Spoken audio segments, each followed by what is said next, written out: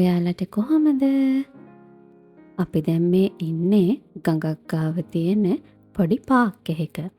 ඉතින් මේ දවස්වල ෆින්ලන්තයට සමර් එකනේ. ඉතින් හැම ස්කූල් එකකම යුනිවර්සිටි එකකම ඒ වගේම හැම ක්ලාස් එකකම මේ වගේ ටීචර්ස්ලා ළමයින්ව පොඩි පික්නික් එකක් එනවා. ඉතින් අපේත් ක්ලාස් ටීචර් මේ වගේ අපිව පොඩි පික්නික් එකක් එක්කන් ආවා. මේ ඉතින් සතියේ දවසක්. අපි විතරක් නෙමෙයි තව ක්ලාසස් කීපයක් එදා මෙතනට ආවා. දැන් ඉතින් මේ එළියට ගන්නේ එක එක්කෙනා ගෙනාපු කෑම ටික. ඉතින් මේ කට්ටියත් එක්ක ඉතින් ටිකක් ඇවිදලා කරලා ඊට පස්සේ දැන් මේ ඉතින් කරන්නේ කන එක තමයි. ඉතින් ෆින්ලන්තයේ මේ සමර් පික්නික් කියන්නේ නිකන් කෑම ටිකක් අරන් එළියට යන එක විතරක් නෙමෙයි. ඇත්තටම ඒක මෙහි කල්චර් එකේ කොටසක්. ඉතින් හැමෝම ආසාවෙන් බලාගෙන ඉන්න කාලයක් තමයි ඉතින් ෆින්ලන්තයේ මේ සමර් එක කියලා කියන්නේ. ගොඩක් අය ඉතින් ගොඩක් වෙලාවට යන්නේ ගඟක් හරි වෙලක් හරි අයනට තමයි මේ වගේ පික්නික් එකක්. ඉතින් මෙහි තියෙන නීතියක් තමයි සුබහදහමට හානියක් නොකර ඕනෑම කෙනෙක්ට ඕනම පොදු තැනක නිදහසේ කාලය ගත කරන්න පුළුවන්. ඉතින් කට්ටියත් එක්ක එක රටවල් වල ඒ කෑම ටික රස වින්දට පස්සේ කට්ටියම කළේ ඉතින් මේ විදිහට සෙල්ලම් කරන එක. ඉතින් එක රටවල් වලින් ආපු ළමයි ඉන්න නිසා එයාලගේ රටවල් වල තියෙන එක ගේම්ස් එහෙමත් එයාලා අරගෙන ඇවිල්ලා තිබුණා. ඉතින් අපේ ටීචර්ස්ලා එයාලත් එක්ක එකතු වෙලා ඒ වගේ ගේම්ස් ප්ලේ කරා. ඒ විතරක් නෙවෙයි මේ තියෙන විශේෂම දේ තමයි ටීචර්ස්ලායි ළමයි අතරයි තියෙන මේ බැඳීම. ඇත්තම කිව්වොත් ලංකාවේ වගේ නෙමෙයි මේ ටීචර්ස්ලාට කතා කරන්නේ එයාලගෙම නමින්. ඉතින් කිසිම පරතරයක් නැහැ. හරියට අපේම යාළුවෝ වගේ. ඉතින් ඔයාලට මේක බැලුවාමත් පේනවා ඇති මෙහි මිනිස්සුන්ට මානසික නිදහස කියන දේ කොච්චරනම් වටිනවද කියලා අපිට බලා ගන්න පුළුවන්. කවුරුත් කාත් එක්කවත් කිසිම තරගයක් මෙහෙ නැහැ. ඒ වගේම කාවත් වට්ටලා කාවත් පාගලා දාලා කවුරුත් ඉස්සරහට යන try කරන්නේ නැහැ. ඉතින් ඇත්තටම මේක නිකම් පික්නික් එකක් නෙමෙයි. ඇත්තටම මේකෙන් අපි ගොඩක් පාඩම් ඉගෙන ගත්තා.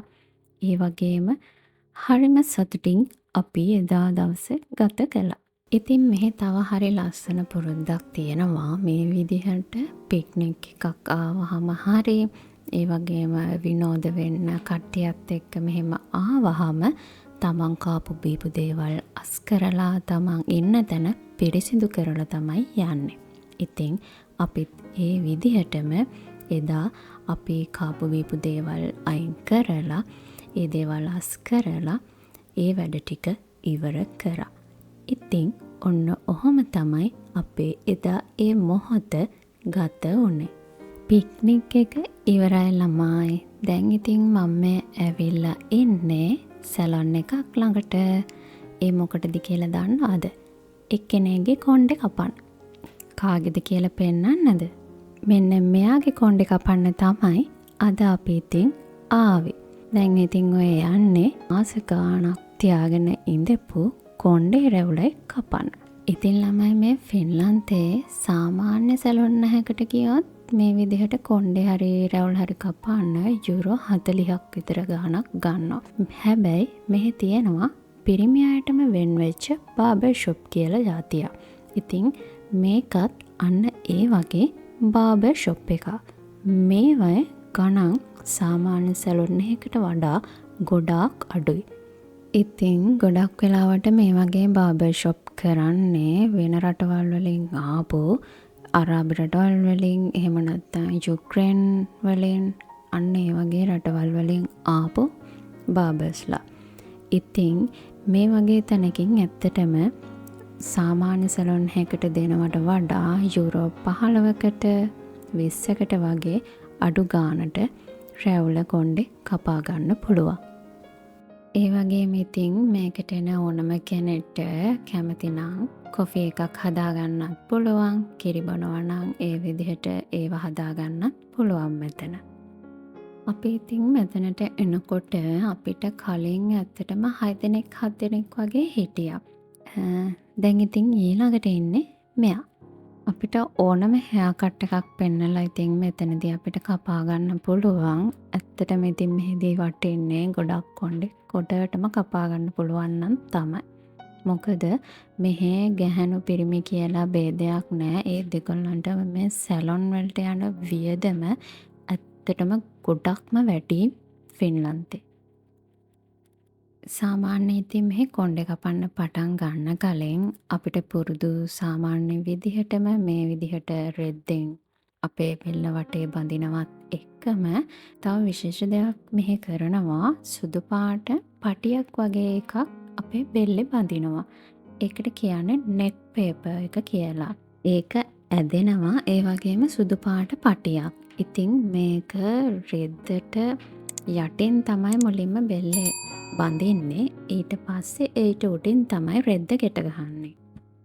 ඉතින් එහෙම කරන්නේ කොණ්ඩේ කපනකොට පොඩිම පොඩි කොණ්ඩ ගහක්වත් ඇඟ ඇතුළට යන එක නවත්තන්න. ඔන්න ඉතින් ඒ වැඩේ ඉවරයි. කවුද බලන්නකො මේ ඉන්නේ? එයාටම ලැජ්ජයි මම වීඩියෝ කරනකොට. ඇත්තටම හිඳපු විදිහත් එක්ක දැන් මේ කොණ්ඩේ කැපුවාම යාම කියනවා පුදුම නිදහසක් තියෙන ඔළුවට කියලා. දැන් ඔය වීඩියෝ කරන නිසා තමයි එකතැන ඉන්නේ නැතුව එහාට මෙහාට යන්න ලැජ්ජාවට. ඉතින් ඒ වැඩ ටිකත් ඉවර වෙලා අපි ආවා සුපර් මාකට් එකකට පොඩි බඩු වගේක් ගන්න තිබ්බ නිසා. ඉතින් මෙහි බියුටි ප්‍රොඩක්ට්ස් නම් ගොඩාක් ලොකු පරාසයකට තියෙනවා. මේ තරුණ වයසක අය කියලා ભેදයක් නැහැ. තමන්ගේ සෞඛ්‍ය ගැන වගේම එයාලගේ රූපය ගැනත් ගොඩාක් හිතනවා. ඉතින් ඔන්න ඔය විදිහට තමයි ළමයි අද අපේ දවස ගත වුණේ. ඇත්තටම හරිම මහන්සේ. උදේ ඉඳන්ම තමයි මේ ඉතින් දැන් ගොඩක් හවස් වෙලා. එහෙනම් අදට මේ බ්ලොග් එක මෙතනින් ඉවර කරනවා. ආයෙත් අලුත් දවසක අලුත් බ්ලොග් එකක් අරන් එනකම් ඕගොල්ලෝ හැමෝම සතුටින් පරිස්සමින් ඉන්න.